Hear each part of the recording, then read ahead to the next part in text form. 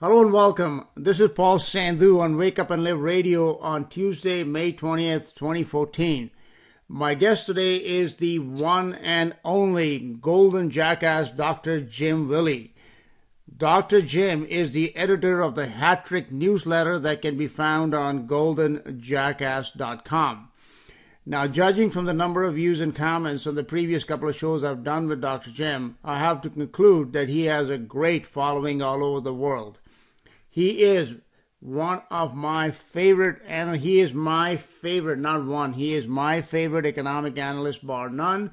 And so it is with great pleasure that I welcome Jim Willie back to the program. Hello and welcome, Jim. Oh, thanks for that effusive introduction. You know, it's kind of funny. I'm introduced as an economist, but I like to think of myself as a marketing research analyst who dabbles in economics, but who prefers to never keep a blind eye to the corruption that's going on. Because when you look at some of the recognized good analysts and economists out there, almost every single one of them has a blind eye to corruption. They assume it's not there. They hope it goes away, and it never does. And as a result, they have a string of wrong forecasts. Well, because then they're a part of the problem, Jim, so that's right. Like, in the Bible it says that by their fruit shall ye know them. And what we do know is that your work has borne much fruit, which is evidenced by your correct forecast going back, like I would say, over a decade now. And on goldenjackass.com, you can find all these, a list of these correct forecasts that you have made. And I'm glad to be talking to you again today because I think we seem to be in a very, a fast, rapidly transforming world as far as economics and politics is concerned, and therefore, your insights into these matters is always welcome. So let's begin. Can I interject something before we begin, very briefly? One of my more recent correct forecasts, this is evidence of how just extremely strange and unusual it is. I made a forecast in the middle of 2011 that mid-level bankers would start to be murdered. I mean, right. At the time, people said, what kind of a weird forecast is that? And I said, you'll see. It'll be clear when it happens, but they're not going to be high enough in rank, like VP and executive CEO, board members, directors. And they're going to be not low enough ranked like loan officers and grunts who don't know anything. They're going to be mid-level bankers who carry out the tasks, who set up the offshore accounts, who make the mule runs, carrying $1 billion in bonds, who go and visit, key people, shady, ugly, dangerous people. But they're all going to be at risk, and they know too much, so that when this thing breaks, and it's going to break in 2 or 3 years. I said this in the middle of 2011. You're going to see a string of mysterious banker murders and deaths. Okay, you don't find any other analysts who think in these terms. I mean, I've got my own weird background in college when, as we say, we used to deal in contraband. Nothing in narcotics, but, we used to get kind of weird and crazy and, have our little clientele. But I followed the Godfather movie series. I was fascinated by the dynamics and the psychology and the structure of criminal organizations. And when 2001 happened, 9/11 occurred, I concluded our whole financial system is a crime syndicate. So that's the advantage that I offer with my newsletter. I don't focus entirely on it, but I keep it as 20% of my working base, the corruption going on, the regulatory agencies not doing their job. Too big to fail? No, it's too big to prosecute. And London fix, LIBOR fix, gold fix, Forex trade fix, everything's corrupted. All right, so that's what I offer to listeners as an advantage. You got to factor in corruption. I once had a discussion with Bill Murphy of GATA, and he said, no, the Commodity Futures Trading Commission, they're going to shut down J.P. Morgan. And I just laughed at him. I said, you and your La Metropole Cafe, you do great work. Why would you want to tarnish your good work by expecting the CFTC to shut down JP Morgan? No, it's going to be the other way around. JP Morgan will silence the CFTC and tell them to go sit in the corner. So we know how that turned out. Yeah, exactly. And I can also, I was actually doing another program on this disappearance of this Malaysian flight, and one of the comments that the guest made was that that the Malaysian defense minister, he was in Paris and he was negotiating to buy some, submarines, etc., from the French, which of course these things run into hundreds of millions of dollars and billions. So of course there's going to be kickbacks and such. And he had a translator. And this translator later on mysteriously turns up being murdered, okay? So this is like in what happens, like you're talking about the corruption, is that there are like the mid-level people who are aware of what is going on. And of course, when things go south, then they need to be silenced. So I would concur with you on that. They have a name for this in the crime world. It's called kill the engineers. Okay. The engineers made a secret tunnel, secret vault, secret place. Like when they made the vaults in the Philippines to hide the White Dragon, enormous fields of gold, they killed all the engineers. So it's called kill the engineers. The engineers in the banking world are the mid-level bankers. All right, let's go. Enough of it. Sorry for all the distraction, but it's kind of interesting.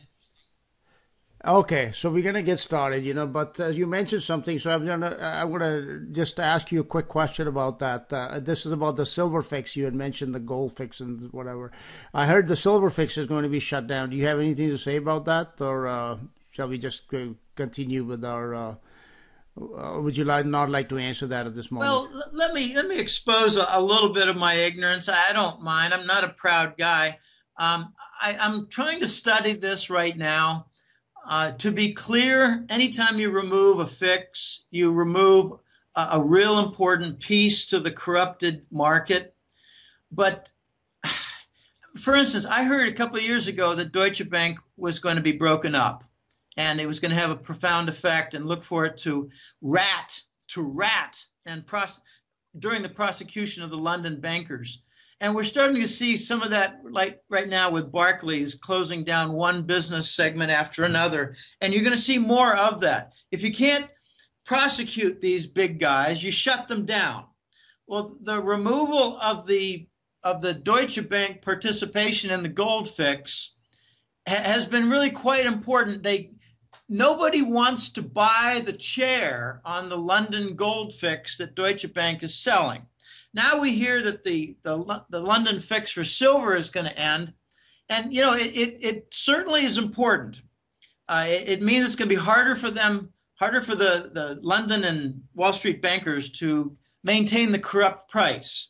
I don't think it's going to mean the next month or two silver zooms past 30. I don't think it works that way. Has anybody stopped their regular and frequent common practice in London and New York to do naked shorting? Okay, that answers it. Yes, so I guess eventually it will stop, but we can't say when that'll happen. There's still naked shorting, so okay, the London fix is gone. Maybe the place that they stand on to do the naked shorting is gone. Well, they'll find other places to stand on. Okay. All right. So let's move on then, Jim. Let's begin. Let's talk about the demand for U.S. Treasury bonds worldwide.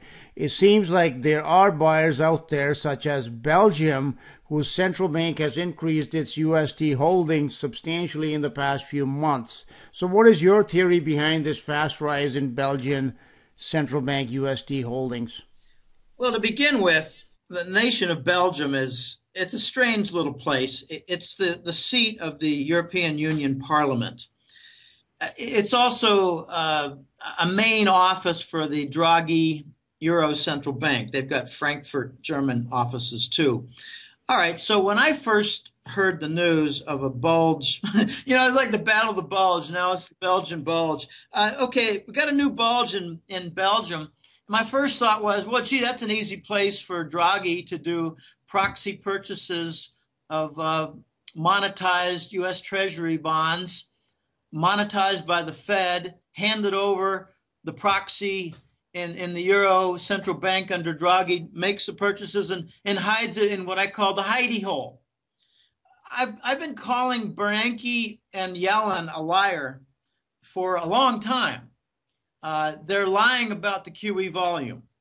They must maintain some kind of an order, some kind of legitimacy by saying that they're going to taper, but they can't. They're going to have to expand the QE. So instead of reducing in a real way, they talk about reducing, and they continue with gigantic, what I believe is to be at least 100 billion a month and probably closer to 150 billion a month when you count all the derivatives that they redeem.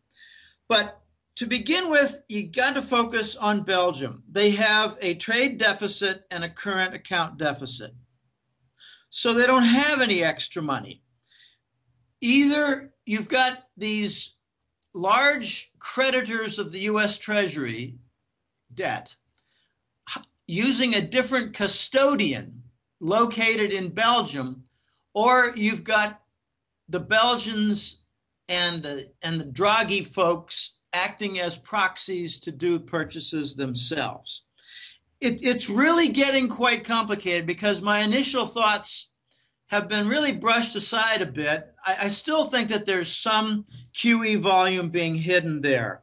But now I'm starting to think, because if you look at the Russian changes in their custodial account, the drops in the Russian account are a little bit larger than the Belgian rise.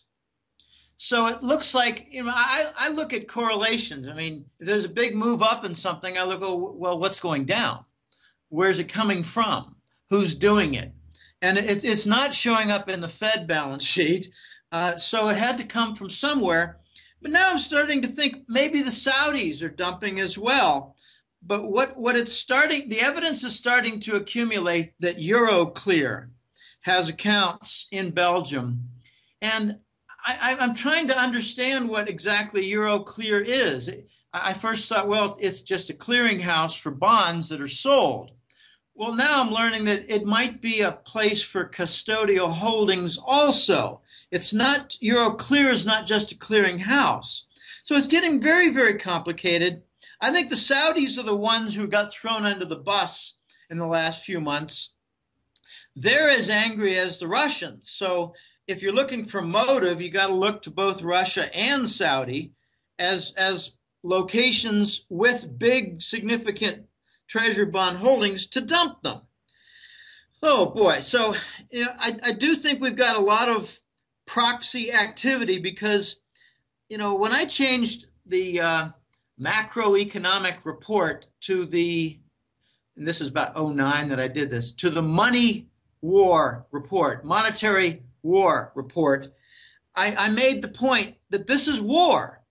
It's not an ongoing global financial crisis. For God's sake, wake up. This is a global war. It's a world war with financial setting, with financial tools, with financial weapons like SWIFT, like sanctions. So you cannot, as an enemy of the United States, go out and say, we just sold 50 billion, screw you and your treasury bond. You can't do that because you get attacked. You might get a Langley specialized terrorist attack blamed on Al-Qaeda. Yeah, right.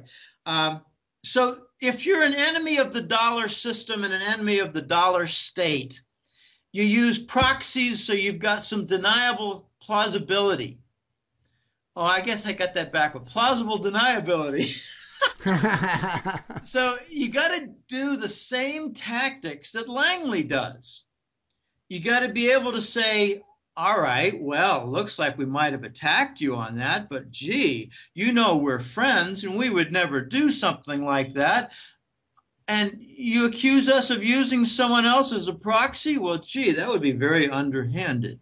No, this is what they do. So I think the Russians and the Saudis, or just the Russians, I don't really know. I'm trying to find out. Very hard to confirm these things. But I think at least the Russians decided, all right, well, gee, if you're going to do sanctions against us, saying that we cannot do any dollar processing, then we in the Kremlin and our central bank, we're going to get rid of our dollars before they get frozen. There's your motive. So I think the Russians are moving the treasury bonds. And really, we've got to look at this as just another symptom in the death of the dollar and how toxic the treasury bonds have become and how they've gone no bid. Now that's a financial term. Gone no bid means no one wants to buy them. So what do you do with treasury bonds that need to be sold? Well, you come up with secretive buyers that are really just the Fed, Bank of England, Euro Central Bank, and maybe the Bank of Japan. It's gone no bid. No one wants these things. So a tremendous amount of dumping is going on, and this Belgian account is just one more piece of evidence of the dumping. But there's a growing, very long list of angry U.S. government debt security holders. So when you're looking for suspects, it doesn't end with Russia and Saudis. Could it be China as well? Absolutely. It could be Norway.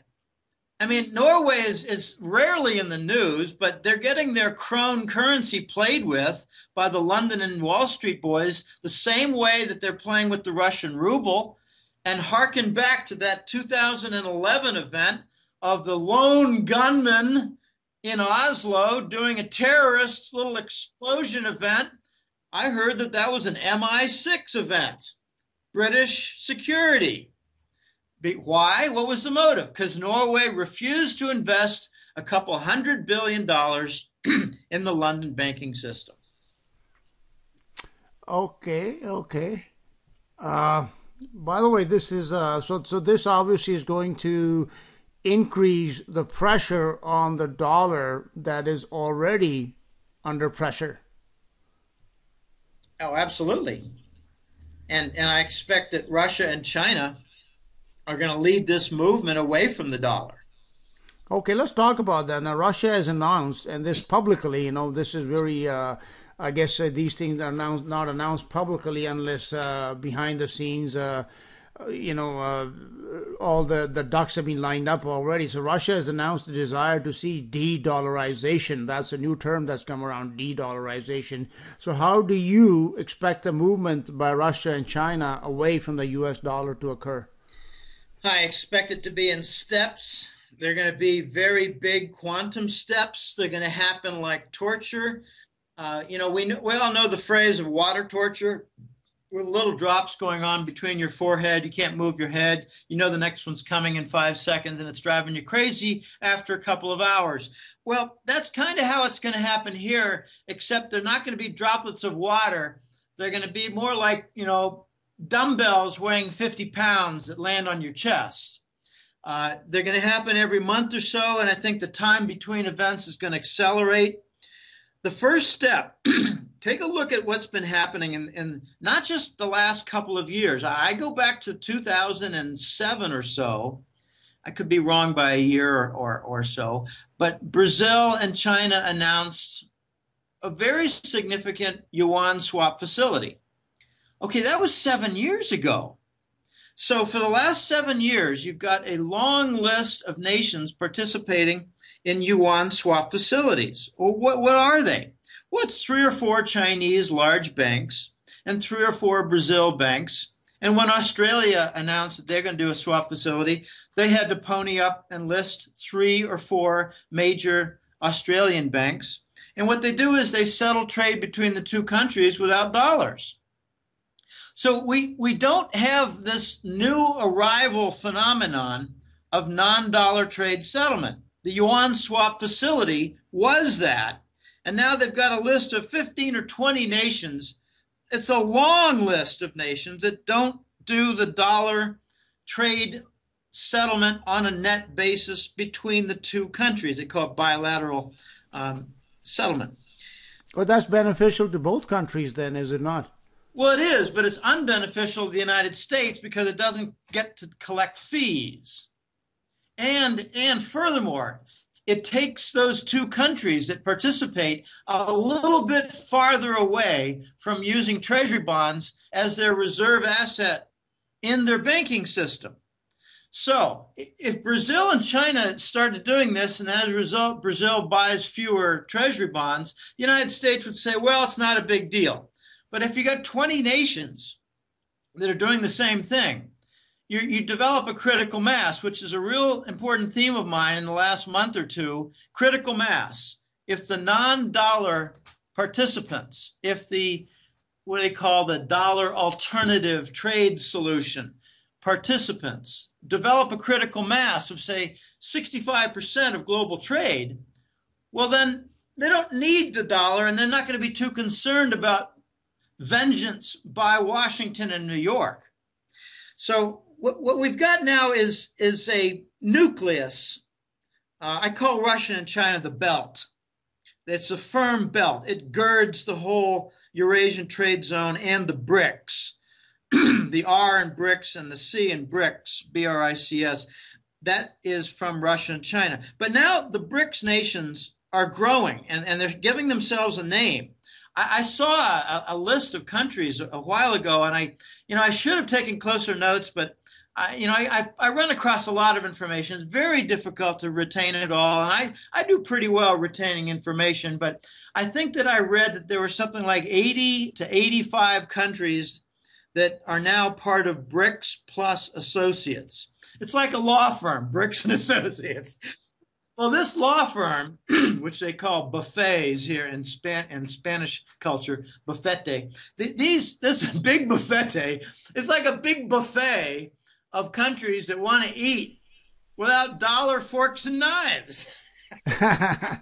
So the list is growing, and they're developing critical mass. If you take these 80 nations and look at their total trade, bilateral trade, total trade in the global stage, I'm willing to guess that it's over 50%. So you're getting the critical mass by means of the BRICS. Russia and China will be working with the BRICS in two important ways: gathering in new associates, like, for instance, Thailand, like, for instance, Argentina. Is that why they had, sorry to interrupt, but that this coup in Thailand, I guess that might have something to do with this? I don't really know. I have not followed much of the politics of Thailand. I know they've got a lot of internal corruption at the top. So what could be happening might be nothing to do with the dollar, might be something on the tangent with the dollar. But whenever I hear about the dollar and the core of power, I never hear about Thailand.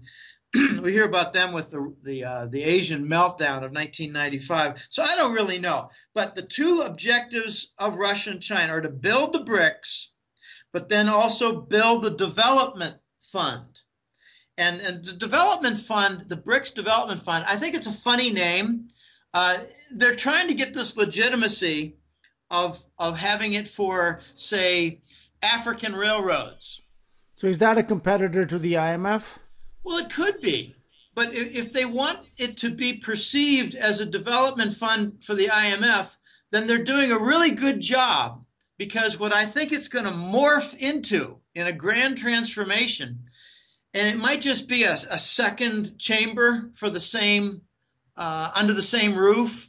The BRICS Development Bank, I think, is going to morph into the BRICS Central Bank. I think it's going to morph into a conversion office of U.S. Treasury bonds to buy gold. So if they're trying to fund it with $200 billion, okay, fine.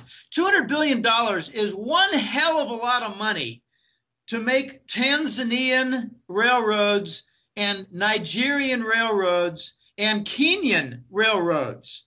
All right, after you've got $200 billion and you complete those railroads, you still got $182 billion left.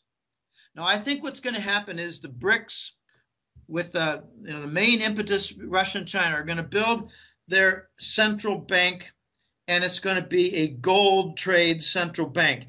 Now, there's a whole lot more going on here. I think there's a reality that's building regarding Russia and China. Notice the absurdity of the U.S. government plan to isolate Russia. To begin with, you can't isolate a nation that's got 12 time zones and is one of the major suppliers of oil, gas, structural metals, industrial metals, and even precious metals, which they don't export. So now when Russia teams up with China, how do you isolate that? I mean, that's just incredible, stupid talk to try to isolate.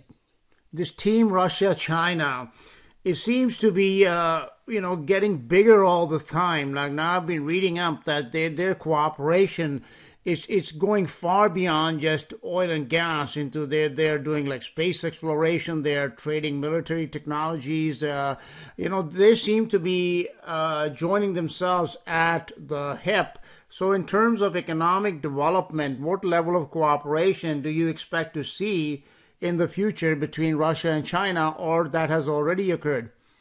Well, I think it's going to be significant, but I'm sorry. Just let me just finish this one little point because it's really important on leverage. The Europeans cannot piss off China without losing Russian support for natural gas and energy supply. Okay, here's a perfect example of how that's going to work. London is going to court the Chinese for the bond trade. They call it the dim sum bond trade. If China does not want to do any work with London and says, London, you're persona non grata, the Russians are going to say, hey, look, you've angered our Chinese partners. We're going to cut off your gas to Britain.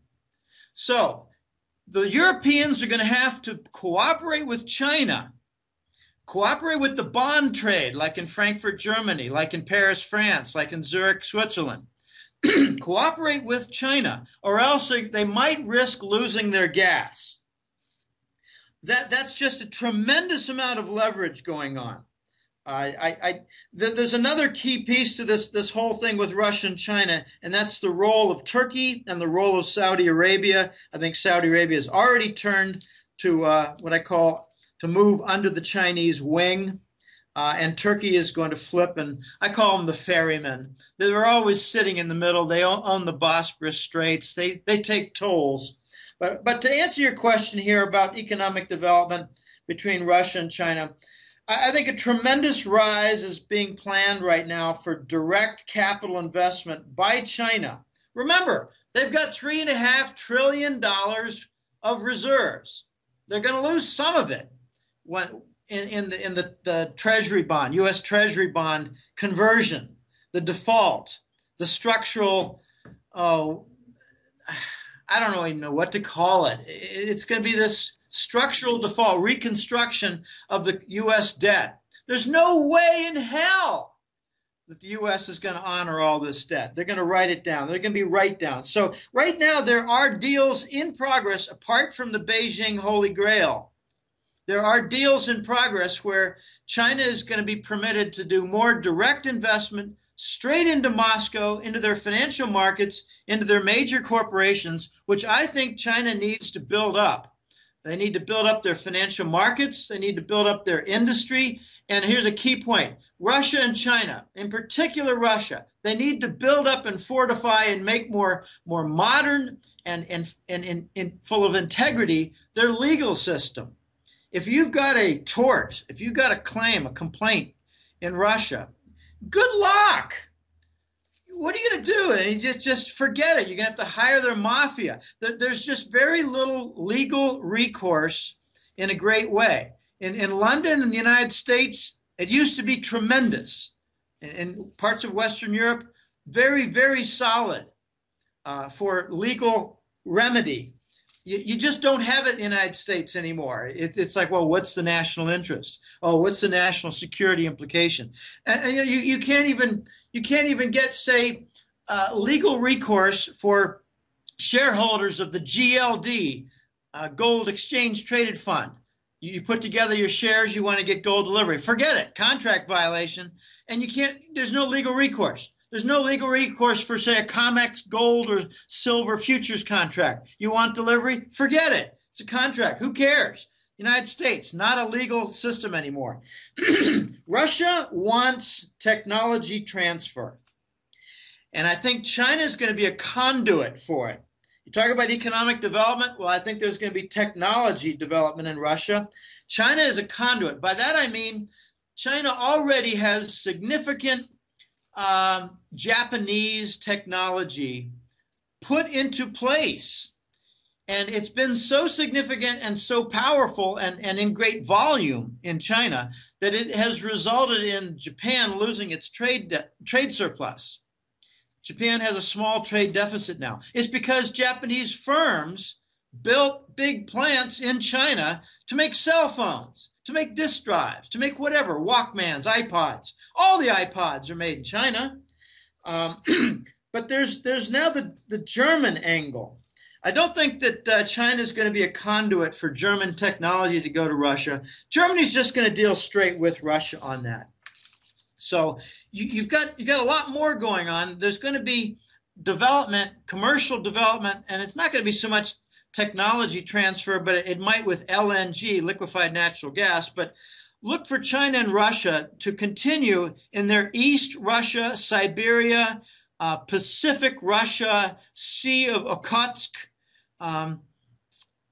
Look for the North Pacific Asian area to be the site of tremendous Chinese and Russian cooperation.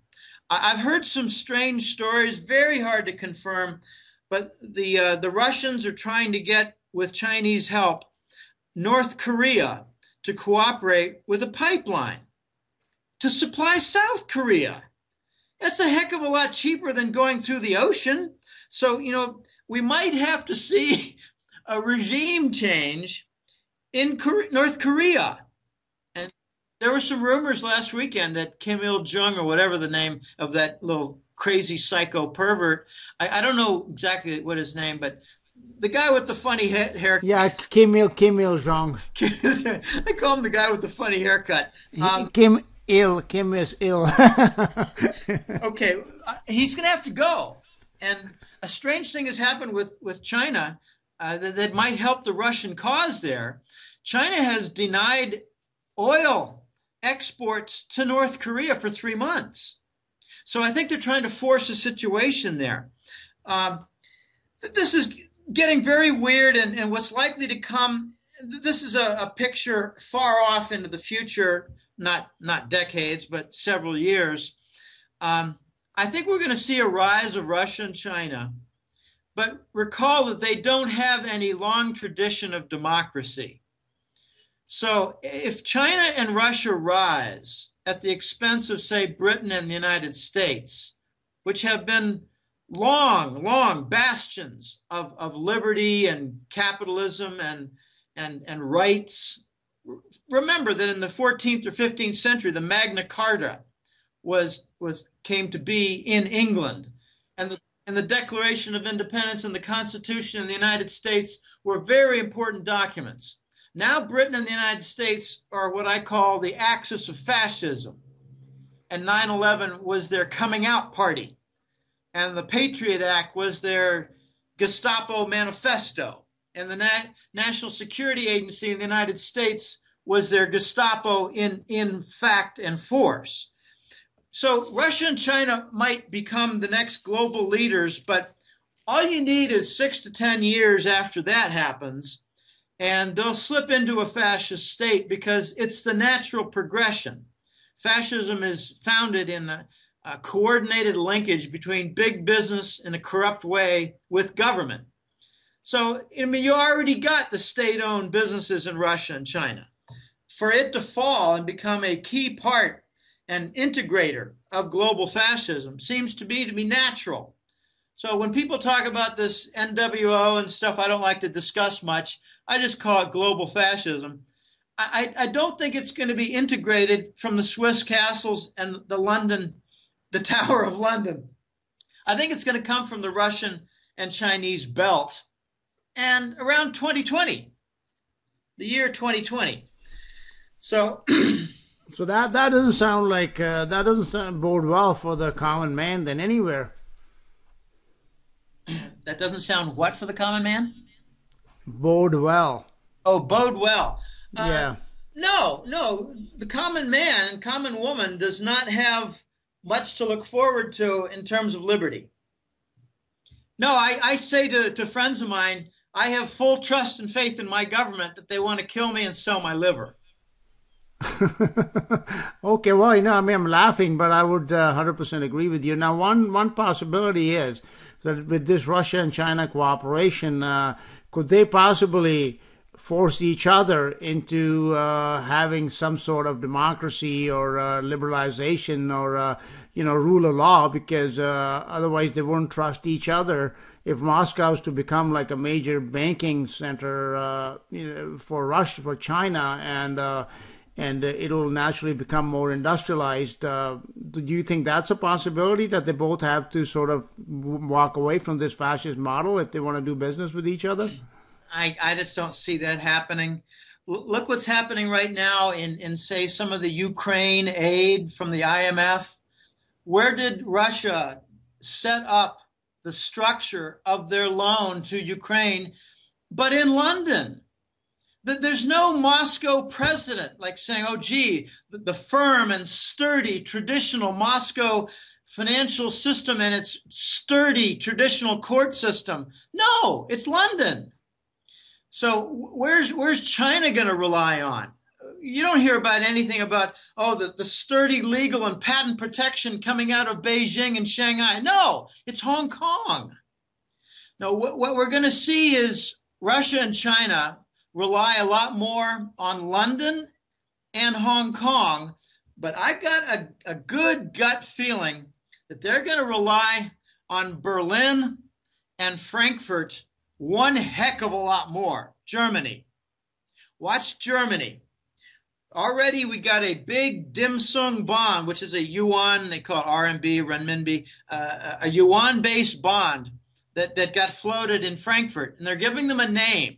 They don't want them called dim sum bond. That's dim sum. Sorry, I gotta laugh. That sounds actually quite appropriate. But dim sum bond is named after it's a Chinese issuance done in the yuan currency. It's a bond denominated in the yuan currency, but they call it dim sum because it's kind of like a Chinese smorgasbord. All right, the Germans have done something that I took note of. They're giving a name to the German-based issuance of Chinese yuan-denominated bonds. Now, that's a mouthful. That's why I spoke slowly. All right, the Germans have given them a name. They call them the Goethe bonds, Goethe, the German poet. Goethe. That sounds... I don't know. It sounds strange to give that name to these bonds. Well, but anyhow, they can call it whatever they want. I wish they'd call them the Gutenberg bonds because it's a printing press. But anyway, yeah, that would be good. Yeah. Yeah, but Goethe is going to be hard to pronounce. The Americans are going to call them Goethe bonds, but in German it's Goethe. Right. All right. So let's call them the Goethe bonds because I want to sound like an ignorant American. The Goethe bonds, I think, are going to become really quite prevalent. Watch to see. Also the Swiss issuance of dim sum bonds. So you got Frankfurt and you've got Paris vying for this. And it goes back to my earlier point with London, Paris, Zurich, and Frankfurt all competing for Chinese issuance of bonds. I'm talking about Chinese government bonds. I'm talking about, U.S. corporations like McDonald's. Like other. That seems to be quite the opposite of what's happening with the USTs. Well, no nation wants to do bond issuance in New York anymore because they realize the place is just an overrun corruption zone. Right. Okay. All right. So London, Frankfurt, Paris, and Switzerland, Zurich, are all competing. Watch them try to placate China in order to continue to win support for Russian energy supply. It's a big, big dynamic that I think is important. Very important, but the emergence of financial centers, it's very difficult. You really need a tradition of 100 years, and Moscow and Beijing don't have it. That's one reason Hong Kong is used so closely, so integrally, so importantly for China. That's where they get their gold. It's through the Hong Kong window. Well, gee, there are a lot of banks there too, and a lot of the Chinese banks are very tightly linked to the Hong Kong banks. And a lot is going on. Hong Kong is called the London of Asia, and it's going to expand very big way. And I'm looking to see what other little satellite financial centers might come up. What about Singapore? Well, Singapore is naturally one of them, but I'd like to see the Australians expand in Sydney and in Auckland, in New Zealand. I'd like to see them expand. There's a tremendous influx of Chinese, and a weird story came up several months ago. The Chinese are now bidding through third-party hidden agents. They're bidding up Auckland, New Zealand, and various city property in Australia. They're bidding up with hidden proxies the properties.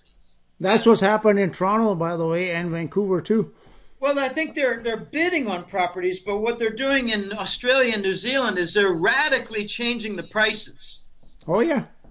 I don't know that you can say in Toronto that your standard $200,000 house in the suburbs has gone up 30% in the last year or two. Oh yes, it has. Oh my There's gosh. there's no $200,000 house. The average detached house is going to be well north of 500,000 in Toronto. Okay, well then it's farther along than I was aware. I don't actually keep up a lot with Toronto property. I try to keep up more. In Vancouver, it's over 1 million. Yeah. Okay. Well, then it's already happening. It's already happening. Yeah. So, oh boy, I tell you, it's very, very interesting what's going on.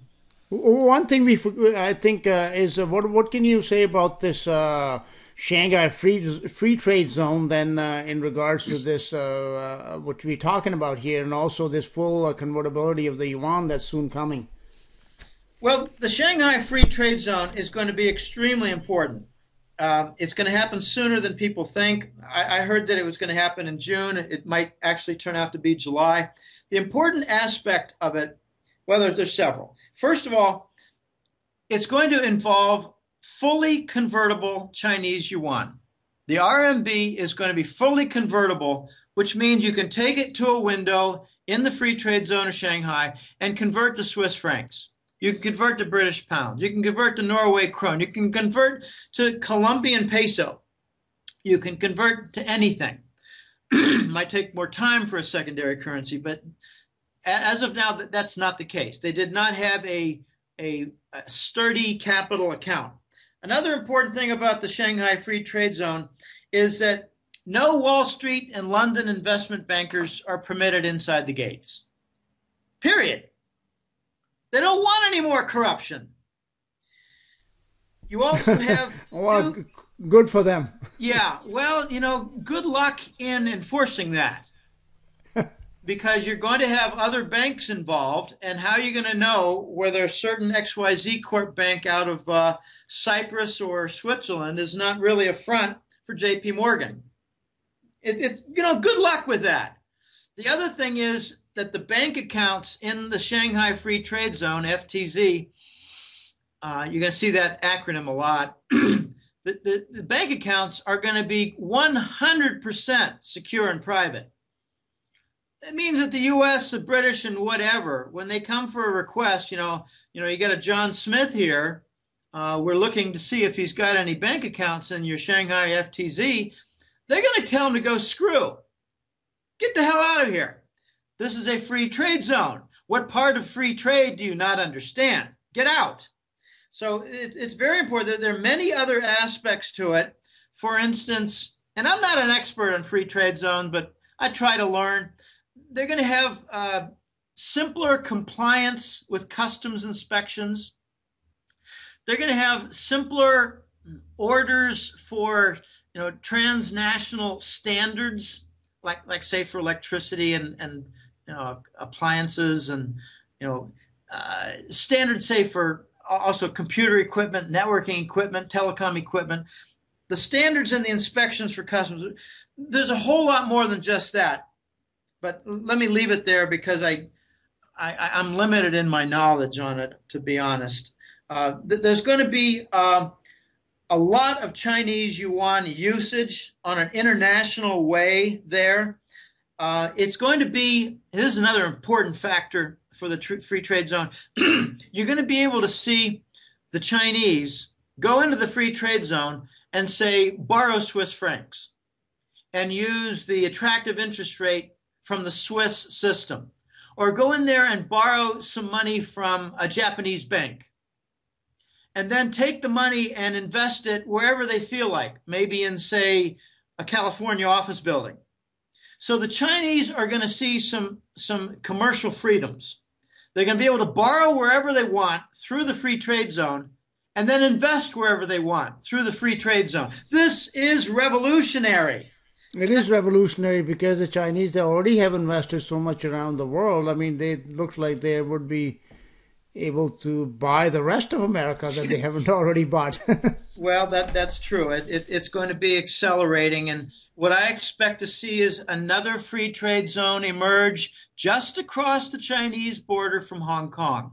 I don't have all my provinces correct, but I think it's Dengzhou or something like that. I struggle. I know 3 or 4 big Chinese cities, but they got many of them with over 1 million people, and I can't keep them all straight. There's one just across from Hong Kong. They're starting a free trade zone. They're getting it up and running, and they're trying to get some gold supply and some banking system in order.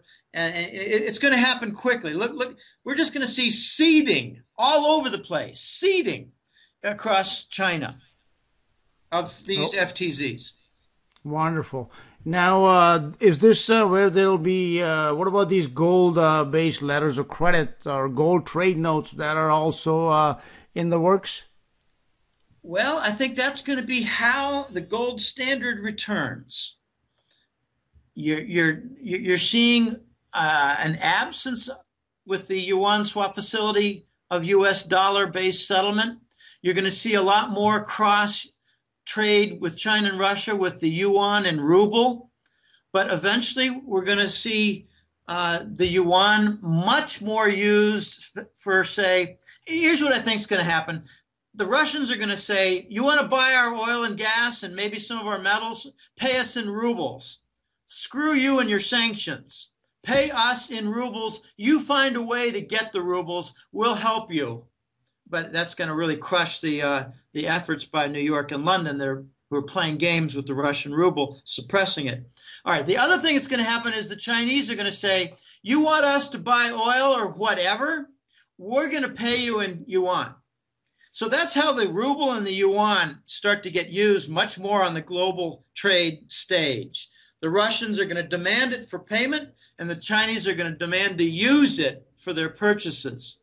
So then you're going to see this letter of credit come about where nations are going to say, all right, well and good, we understand the ruble, but let's try to come up with a device that facilitates trade, because the letters of credit used to be dollar-based, and now we need a better system. Well, I think there's going to be some interchangeability. You're going to see the letter of credit that's gold-backed eventually interchangeable. This is just a theory of mine. The Chinese are going to say, you want to do a yuan-based letter of credit? We'll make sure that that's redeemable in gold and equivalent to a gold trade note used as a letter of credit. And then you're going to see, all right, the Chinese have made a bridge for a gold-backed yuan, and the Chinese have made a bid with a bridge to make gold trade settlement happen on an interim basis on the yuan back. And that's how I think it's going to evolve, Paul. This is going to be many steps. Yes, of course. I mean, this yuan convertibility is a first step, and that will naturally lead to other steps that one can foresee. It's just a matter of how long it'll all take. But I think once these dominoes start falling, then it could happen rather quickly. And when you're talking term period of 4 or 5 years, it's really not that much time. It just goes by in the blink of an eye. No, so, I think this is going to happen in 4 or 5 months. We're getting everything's being brought to a head here with Ukraine. Notice that the SWIFT system is being bypassed for banks a lot. Notice that the Indians are buying Iranian oil and paying for it with Turkish gold. Now, the pieces are coming into place. Okay. All right. Well, things that you have been talking about, we do see them happening, and that's another confirmation of your information. Now, let's move on to a little different, not a related topic, which is it seems like to me that there is some dissension in the ranks of the West, specifically in regards to NATO. How do you expect support for U.S. actions to change among European nations? And would you expect the U.S. to act unilaterally without European support? Well, the NATO nations are going to be just broken. Their support, they're all holding hands now, but if you look closely, it's really just the French and the Germans and the British and the Americans. The rest are watching. They're not holding hands. They're going to be, I think, a number of factors that work as a leverage to break the NATO support. Now, I like to bring up the old story. It's only a year old, but in Syria, I made a forecast that support for the U.S. would break away. And it was just a matter of a couple of weeks before the British said, we're not going to support military movement in Syria any longer. And my joke was, not really a joke, but just kind of a sassy way of phrasing it.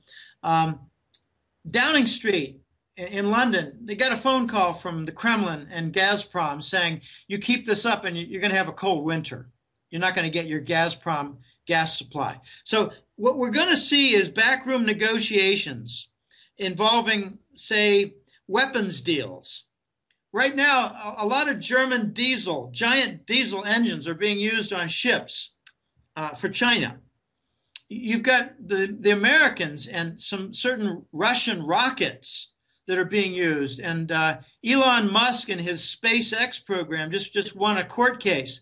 The U.S. cannot import, no more, special permission on Russian rockets. So the big monopoly of the defense contractors in the United States might be going to the wayside in terms, not generally, but in terms of the commercial space program that SpaceX wants to break into.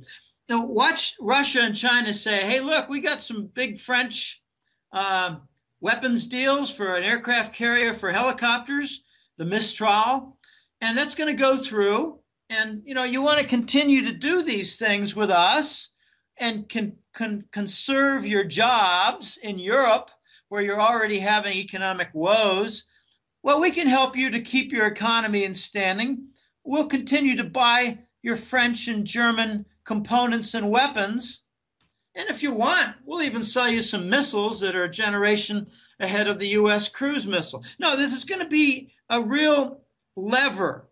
Furthermore, expect some commercial pressures with hidden negotiations where the Russians say, hey, look, we want you to break off, just like what happened in Syria. We want you to break off your support for NATO, and I know it's going to be tough. And I know that they're throwing some narco money at you. That's what's going on right now. This is a narco money initiative in Ukraine. These are mercenaries from Langley, mercenaries from NATO and Soros who are paid in narco money. This is a very big deal. We have our first full-fledged narco war front in Ukraine. The Russians are going to say, we're going to threaten a cutoff here of your gas and even your oil if you don't stop this. And the first nation that they are going to give very serious pressure to will be Germany, because the German usage of oil, 30% comes from Russia. Of the German usage of natural gas, 40% comes from Russia. Here's a little wild card forecast I'm going to make. Not any official forecast. I'm just going to throw this out. I think Russia is going to cut off, to some extent, natural gas supply to Italy because the Italians are the most emotional. They're the wildest. I mean, I've seen in Italy, I've lived in Italy a couple of years. I've seen them having arguments with their hands. It's amazing to watch, and it's quite hilarious. So they've got a splintered political scene in Italy. They've got a desperate economy. They've got insolvent banks that are really being they're not stopping in their collapse. They're just collapsing slowly, inexorably. Watch the Russians cut off Italian gas a little bit, just to make their point an example.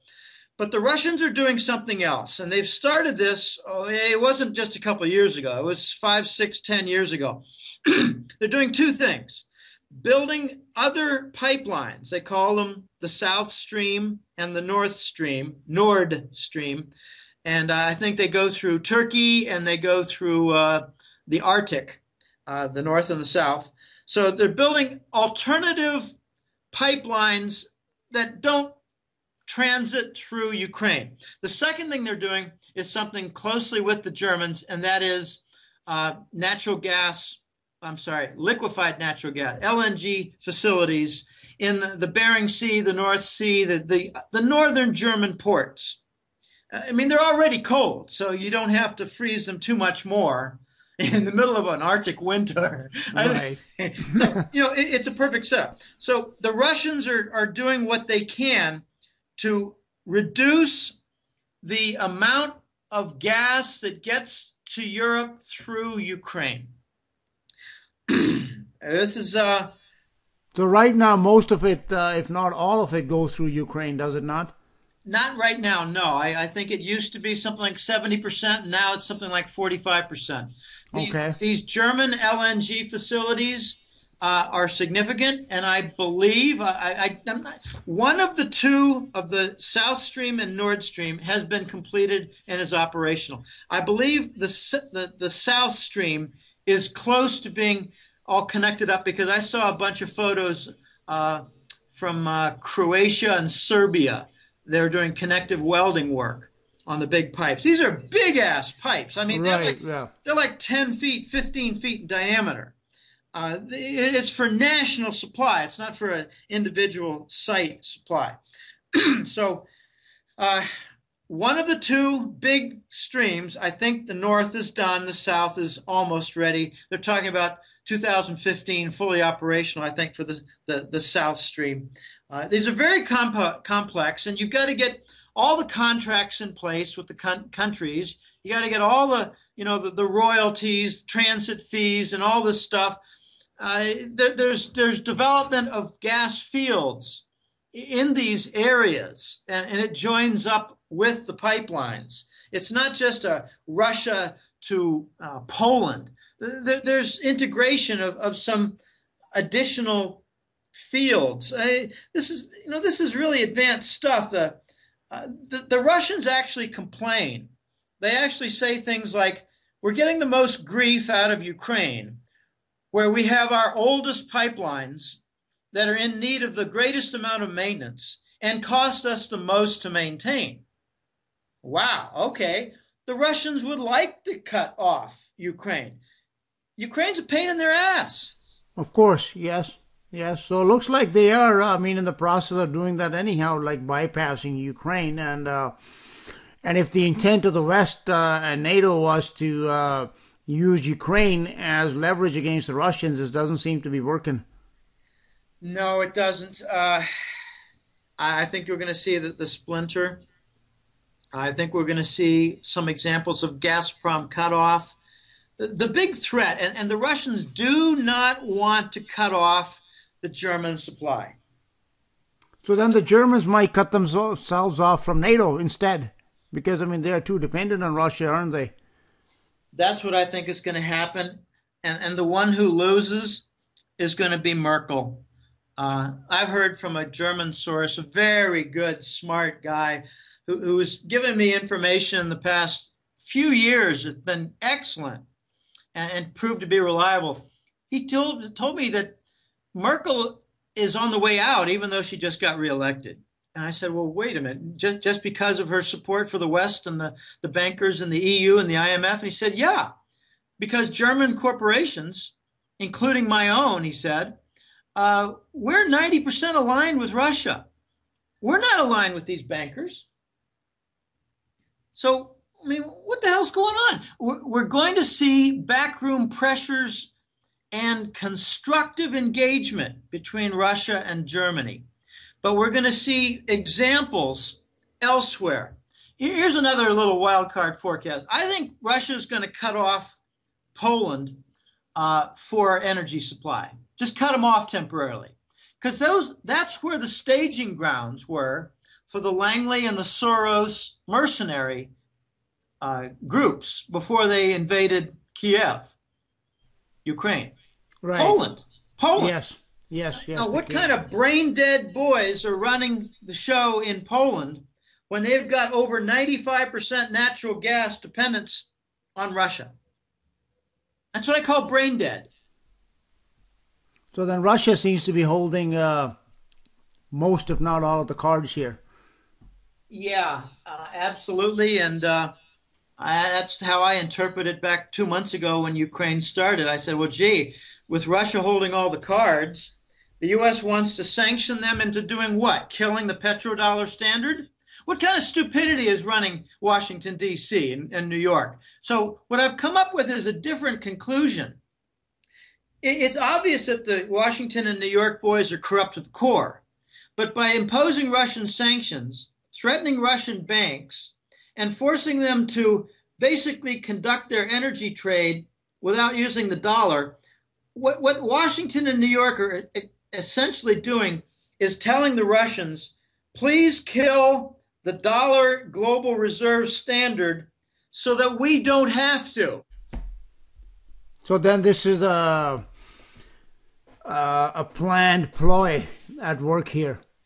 Yeah, and you know, where it gets more ugly and complicated is, will the United States then retaliate against Russia with some focused military attacks after Russia does what the U.S.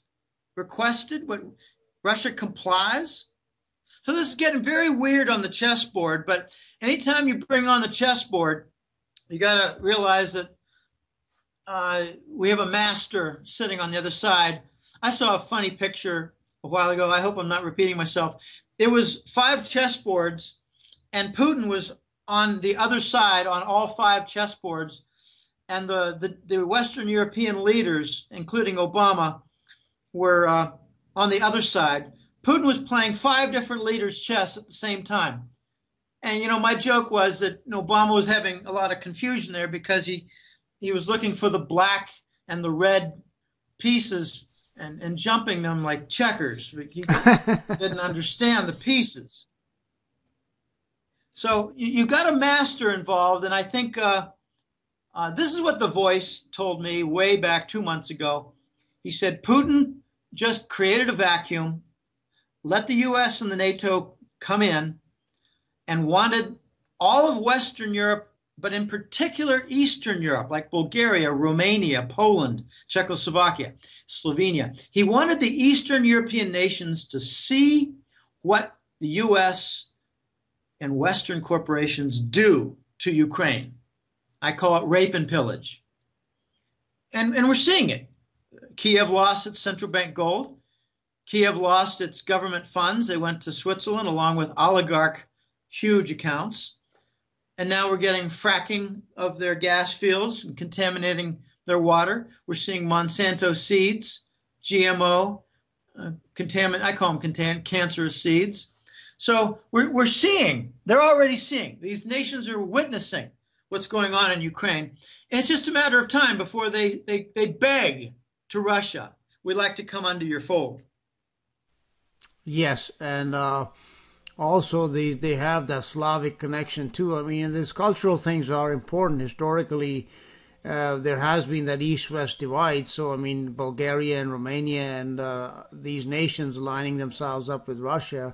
But again, it's a matter of economics. If they see there's economic benefits in it for them, or even like being allowed to prosper rather than being raped and pillaged, then it makes sense that they will line themselves up with Russia. Well, especially if they want to have a warm winter in their homes. Exactly. I mean, I have a chart in my hat trick letter that I posted in March, or April. It had to do with percentage of usage by these countries of Russian gas and Russian oil, and Poland was 99% Russian gas. So what are they doing?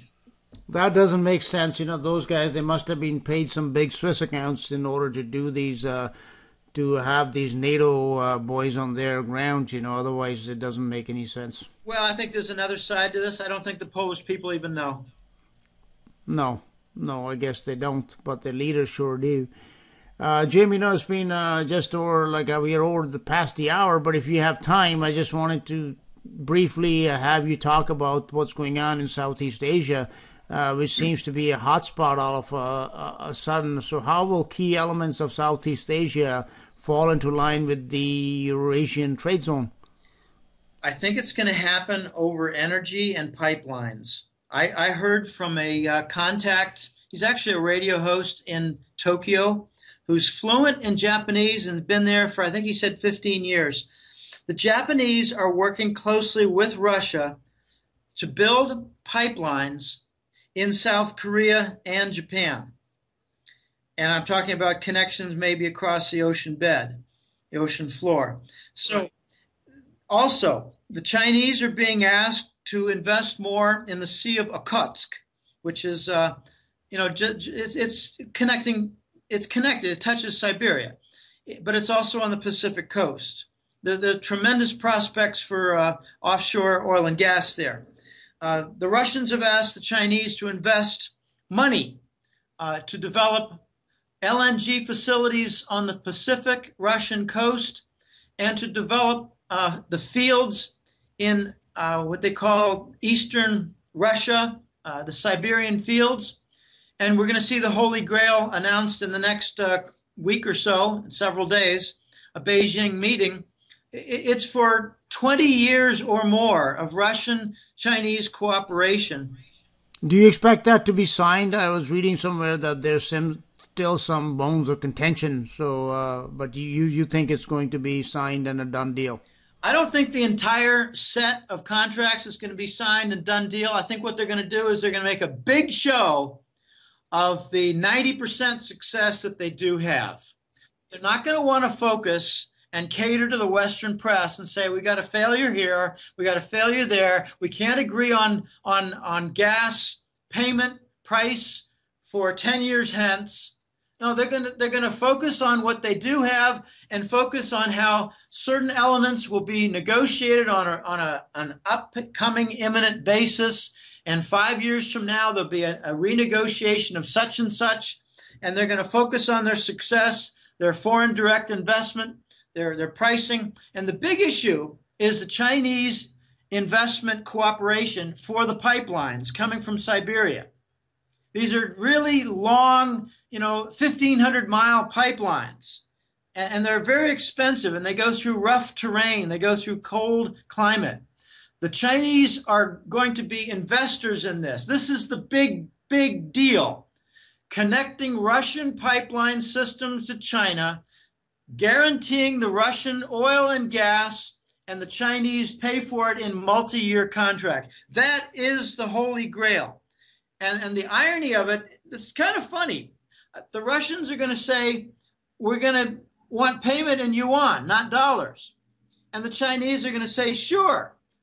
And doing so, the Chinese will be helping along the petro-yuan standard, replacing the petrodollar standard, which the Saudis have pretty well buried recently and not in the U.S. press. But here's the irony. The Chinese are going to pay in treasury bonds. They're not going to pay in yuan. They're going to pay with their reserves in treasury bonds.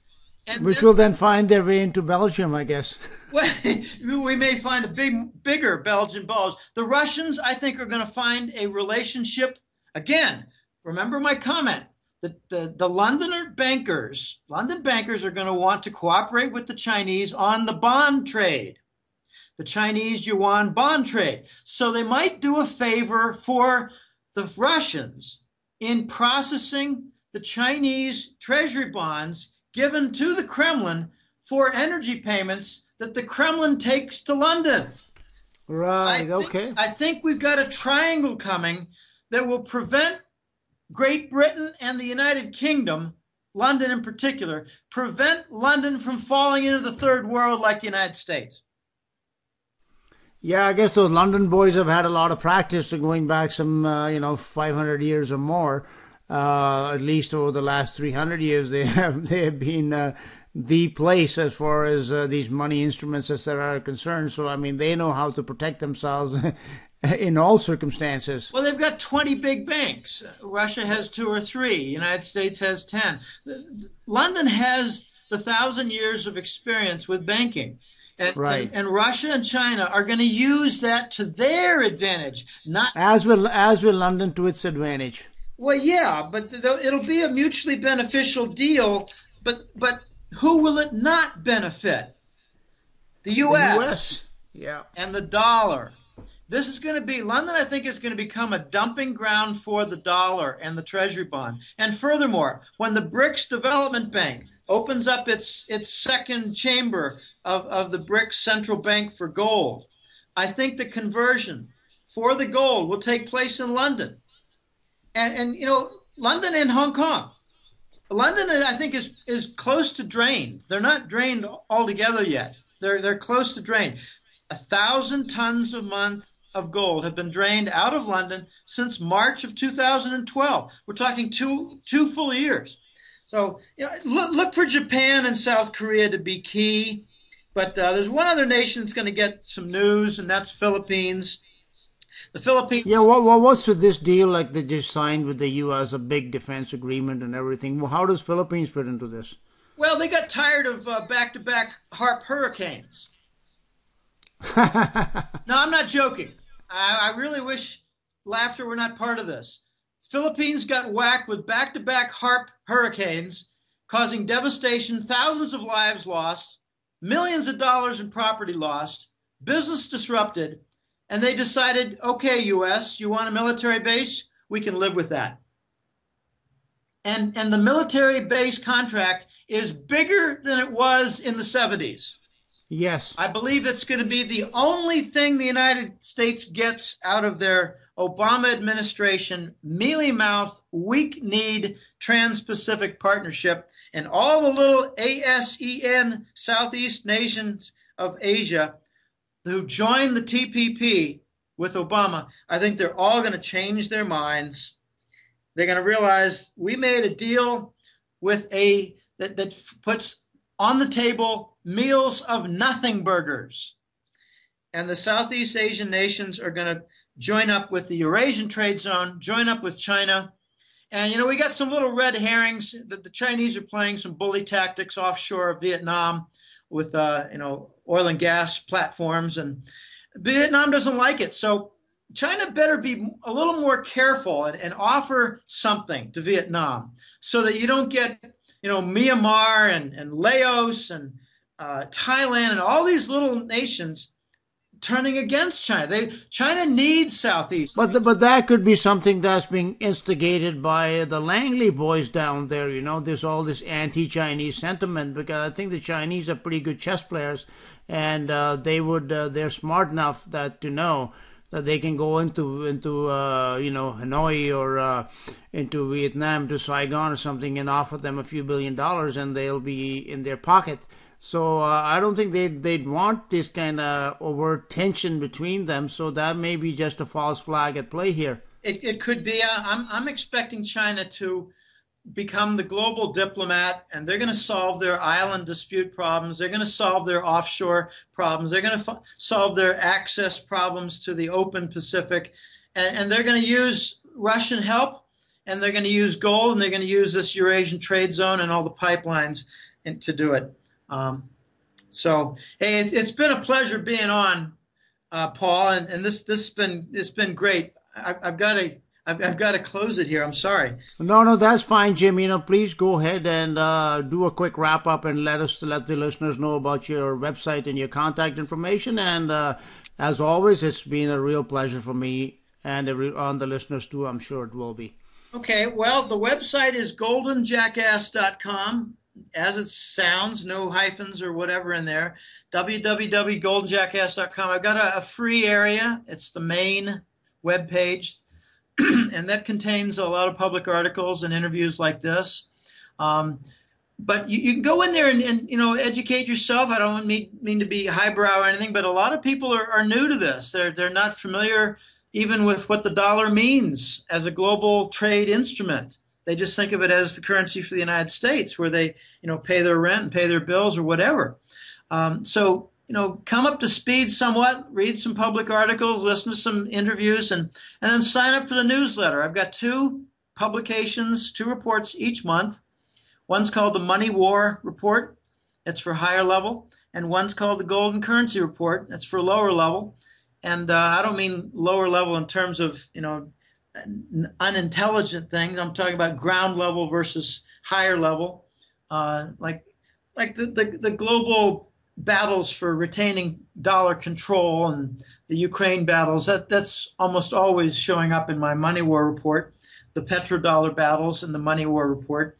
But things like coin demand and Hong Kong movement of gold into China and Indian demand.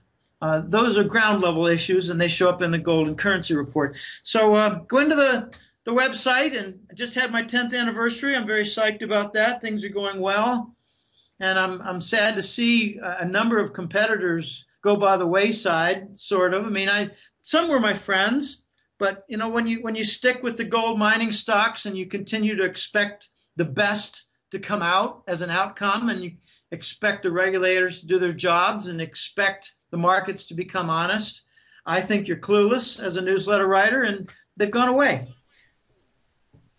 Jim, before you, just one more sentence or two before you go, could you please, in light of all this, would you say that gold and silver are still safe and good things to hold for us listeners, or people like us? Absolutely. You're going to wake up one day and find that a reset occurred, and certain paper currencies are more difficult to use and exchange, and they're going to call it a devaluation of this or that currency, because they don't want to say a revaluation upward in a quantum jump for gold and silver. Whenever you hear about certain currencies going to enjoy or suffer rather a decline in their value, turn it around. Gold is going to go up in terms of those currencies. So what's coming is a reset, not of the currencies. A reset is coming of gold and silver. They're going to be quantum jumps up. And when the Chinese and Russians establish their belt line and get all their array of 88 countries with the BRICS and associates and set up their BRICS central bank and their BRICS development fund, and everything gets working and in high gear, you're going to see a $7,000 gold price and $150 silver price, and then it's just going to be onward and upward from there. The quantum jumps are going to be significant. I'm not saying we're going to go from 1,300 gold to 7,000. I think we're going to see several quantum jumps between 1,300 and 7,000. But hold on to your gold and just ignore the press and laugh at the press reports, because I remember that total fool Warren Buffett said a few years ago that gold is a dead asset that earns no income. But he's a liar, because he owned a lot of gold and even more silver, and he was earning income by selling calls. He wrote option calls in the futures contract business. He wrote calls and earned tremendous income of like 8% a month, but he got called away from his silver back in 2005, and that's when Barclays bought all of his silver, 130 million ounces of silver from Warren Buffett, who claimed he made no income, but he got called away from his income stream from writing calls on silver contracts, and that was the birth of the SLV fund. The whole SLV fund was started when Warren Buffett got called away from his income stream after putting out false information about selling too early. Now, that's a better story to lie to his clients than to say, I was earning income, I was lying to you all along, and I made a wrong bet with Hank Greenberg of AIG. Oh, boy. So I cover a lot of this stuff. Well, I can vouch for that your newsletters, Jim, they're a wealth of information. They are a gold mine for all of anybody, and no matter what your level is, like there's something in there for everybody. And it would be a great investment to subscribe to your newsletter. So once again, this has been a treasure trove of information that you have presented here, and I would thank you on behalf of everybody that's listening and myself. And as always, Jim, you're welcome on my program anytime. Thank you, sir. It was a pleasure, and I hope to be back someday. Thanks a lot. Bye now. Okay, we'll talk again soon. Bye-bye.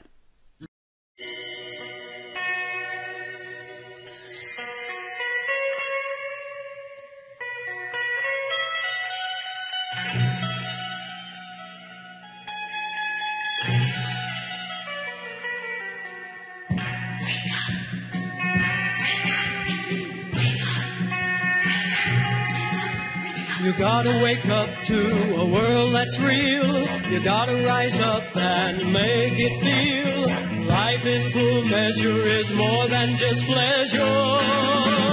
Wake up and live.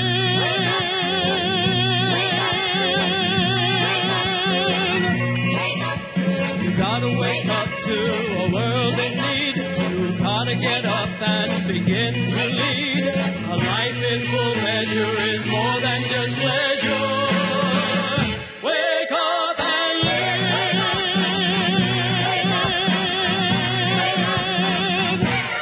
You only have one life to live. You only keep that which you give.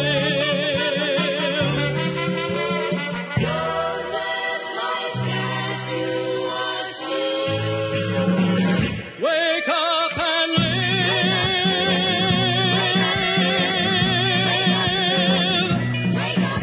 You gotta wake up to your world with love. You gotta get with the one above. Life in full measure is more than just pleasure.